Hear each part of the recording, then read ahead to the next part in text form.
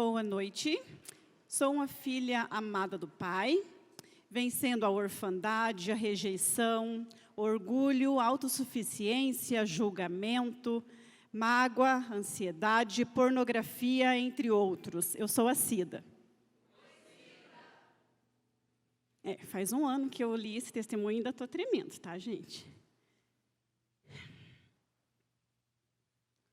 Pois bem, sou a primogênita da minha família, tenho mais 2 irmãs e um único irmão.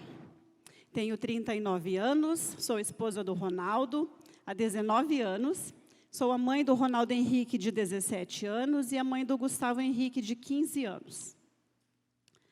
Eu cresci em um lar cristão, meus pais se converteram e eu tinha apenas 9 meses de vida, quebrando um ciclo de uma família tradicionalmente católica.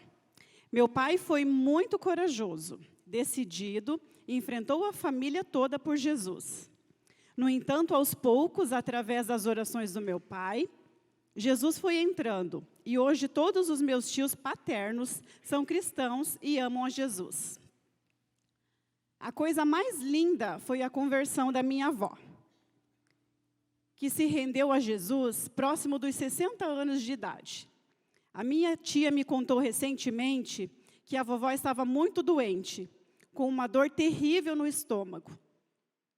Foi visitar a igreja dos crentes, como ela dizia, e aceitou a Jesus quando ouviu a mensagem sobre a mulher do fluxo de sangue, de Marcos 5:25.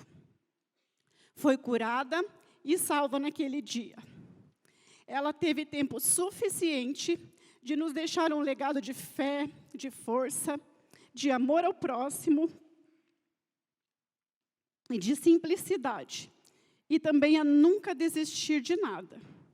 Ela foi morar com Jesus, nesse início de ano, completou 6 anos. Que saudade!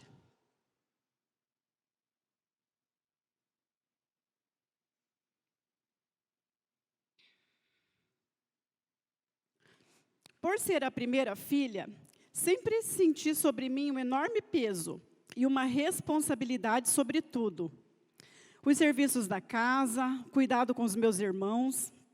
Meus pais sempre me diziam que eu tinha que ser o exemplo para eles. Isso foi criando em mim uma revolta que eu não dava conta de lidar. Não tinha ninguém para me abrir, não tinha tempo para brincar, devido às obrigações, como a minha mãe dizia. Eu tinha apenas 9 anos de idade, tendo toda essa responsabilidade.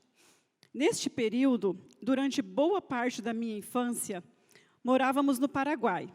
Meu avô tinha uma fazenda, onde morava meu pai e os meus tios.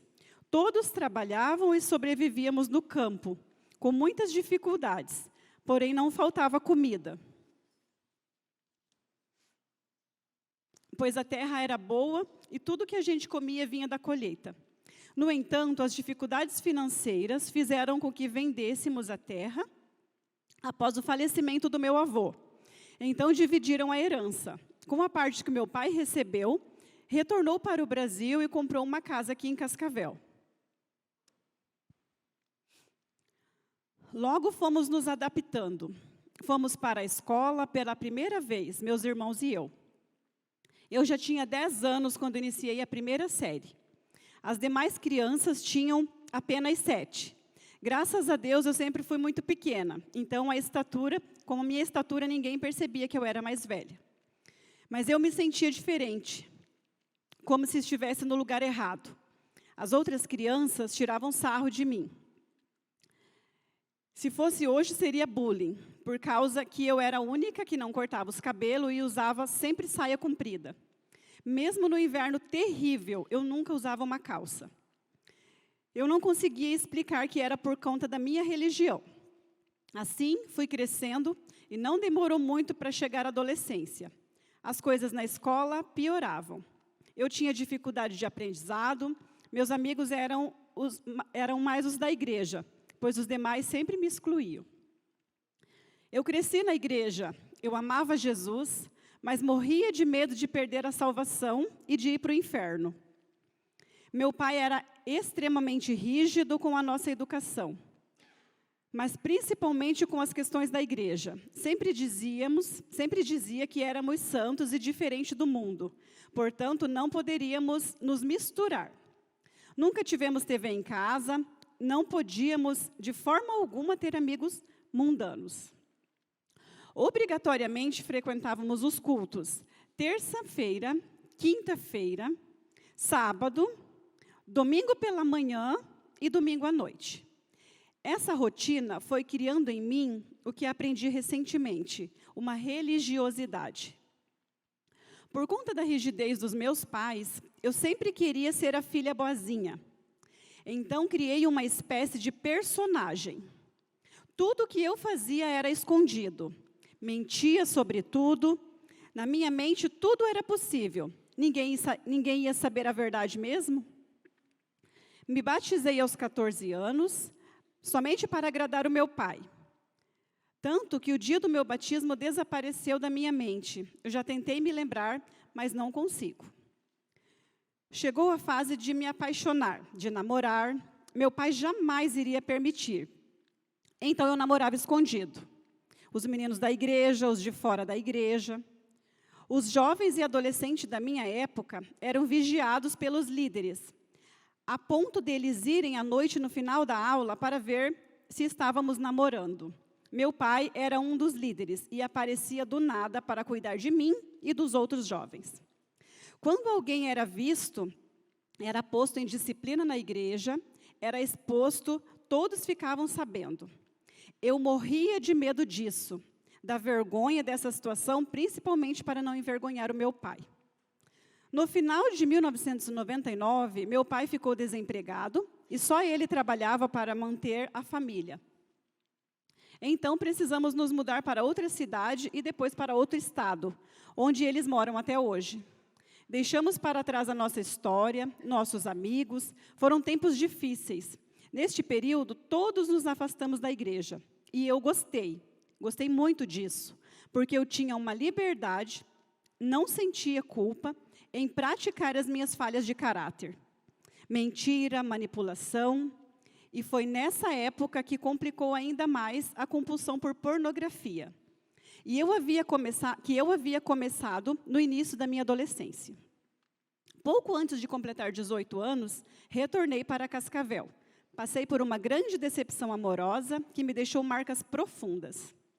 Tempos depois, conheci o Ronaldo, que é o meu esposo. Eu havia me reconciliado com Cristo e frequentávamos a mesma igreja. Namoramos por 8 meses e nos casamos. Isso foi em 2004. O início do nosso casamento foi extremamente difícil. Brigávamos muito. Menos de 2 anos de casado, nasceu nosso primeiro filho, o nosso sonho realizado.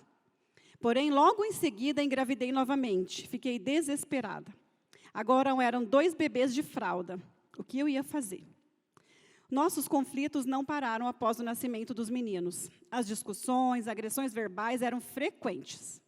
Na maioria das vezes, resolvíamos sozinhos os nossos problemas. Contávamos apenas com uma mãe de coração que nos aconselhou por muitas vezes. No mais, a gente se resolvia. Ficávamos dias sem se falar, até que a raiva passava. Éramos frequentadores de igreja. Participávamos dos cultos, dos congressos. Eu servia a Deus nos ministérios, principalmente no ministério infantil. Trabalhar com as crianças era uma alegria para mim. Tudo permanecia igual, entre lutas e vitórias. Algumas mais difíceis, outras nem tanto. Em 2016, fomos convidados por um casal de amigos a participar de um encontro de casais aqui na NIB. Foi maravilhoso. Ronaldo e eu ficamos encantados.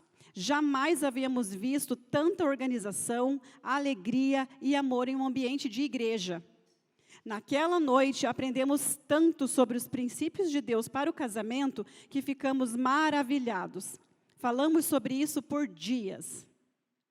Fiquei curiosa para conhecer essa igreja.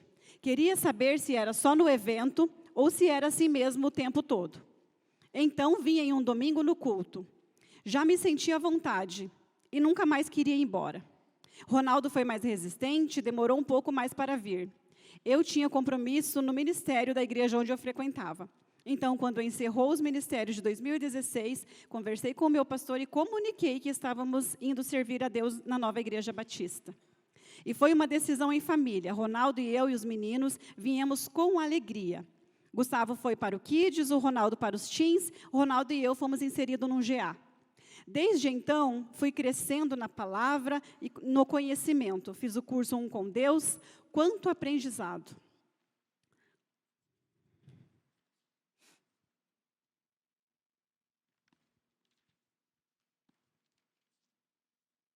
Em 2019, fui convidada por uma amiga a fazer o Celebrando Restauração. Aceitei só para ver como era, afinal estava tudo bem. Não tinha nada em mim para consertar. Pensa na ilusão.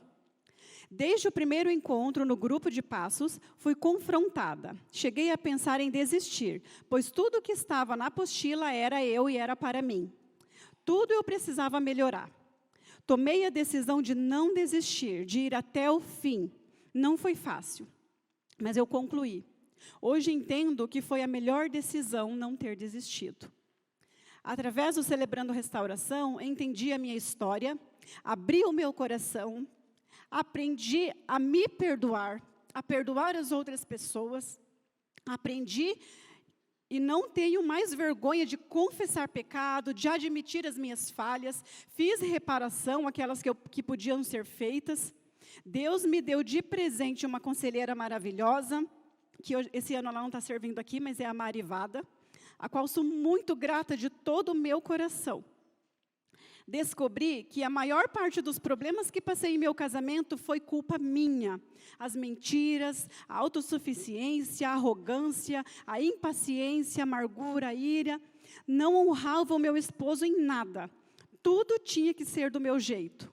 Hoje, não sou uma esposa perfeita e nem uma mãe perfeita, mas com certeza sou melhor do que antes.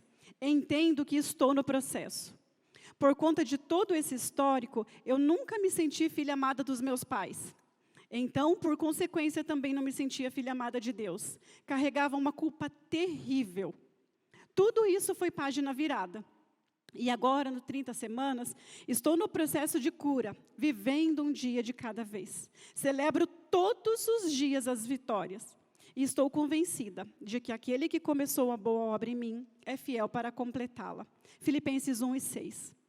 Como é libertador saber que a minha orfandade é vencida pela paternidade de Deus.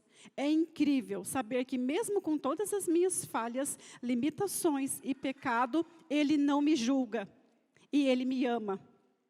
E eu sou uma filha muito, muito amada do Pai. Obrigada pelo silêncio.